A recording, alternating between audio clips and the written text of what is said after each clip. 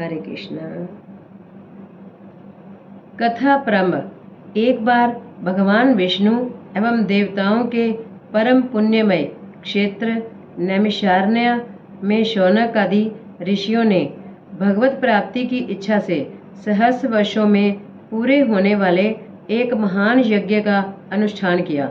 एक दिन उन लोगों ने प्रातःकाल अग्निहोत्र आदि नित्य कृत्यों से निवृत्त होकर सूर्य जी का पूजन किया और उन्हें ऊंचे आसन पर बैठाकर बड़े आदर से ये प्रश्न किया। ऋषियों ने कहा, सूर्य जी, आप निष्पाप हैं।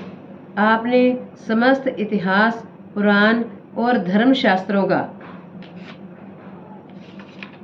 विधि पूर्वक अध्ययन किया है तथा उनकी भली भांति व्याख्या भी की है।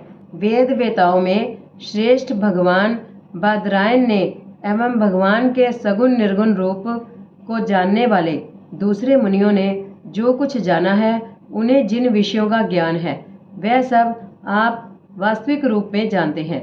आपका हृदय बड़ा ही सरल और शुद्ध है। इसी से आप उनकी कृपा और अनुग्रह के पात्र हुए हैं। गुरुजन अपने प्रेमी शिष्यों को गुप्त से गुप्त बात भी बता दिया करते हैं। आयुष्मान, आप कृपा करके ये बतलाइए कि उन सब शास्त्रों, पुराणों और गुरुजनों के उपदेशों में कलयुगी जीवों के परम कल्याण का सहज साधन आपने क्या निश्चय किया है। आप संत समाज के भूषण हैं। इस कलयुग में प्राय लोगों की आयु कम हो गई है। साधन करने में लोगों की रुचि और प्रवृत्ति भी नहीं है। लोग आलसी हो गए हैं। उनका भाग्य तो मंद है ही, समझ भी थोड़ी है। इसके साथ ही वे नाना प्रकार की विघ्न बाधाओं से घिरे हुए भी रहते हैं। शास्त्र भी बहुत से हैं, परंतु उनमें एक निश्चित साधन का नहीं, अनेक प्रकार के कर्मों का वर्णन है। साथ ही वे इतने बड़े हैं कि उनका एक अंश सुनना भी कठिन है। आप परोपकारी हैं।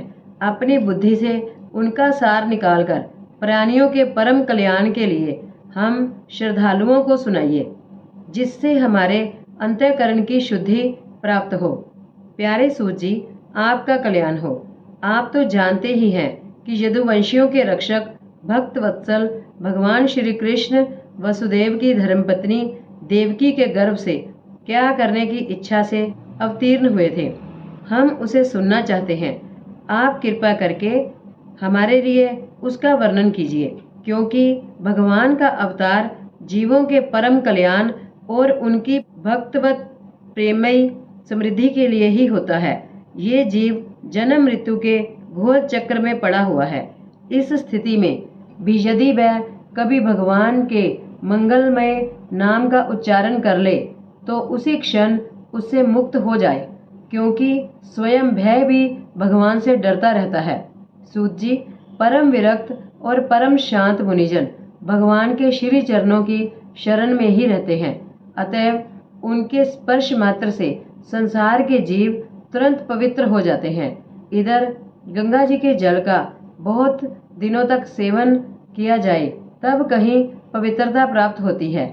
ऐसे पुण्यात्मा भक्त जिनकी लीलाओं का गान करते रहते हैं, उन भगवान का कलिमलहारी पवित्र यश भला आत्म शुद्धि की इच्छा वाला ऐसा कौन मनुष्य होगा जो श्रवण ना करे। वे लीला से ही अवतार धारण करते हैं। नारद आदि महात्माओं ने उनके उदार कर्मों का गान किया है। हम श्रद्धालुओं के प्रति आप उनका वर्णन कीजिए। हरे कृष्णा।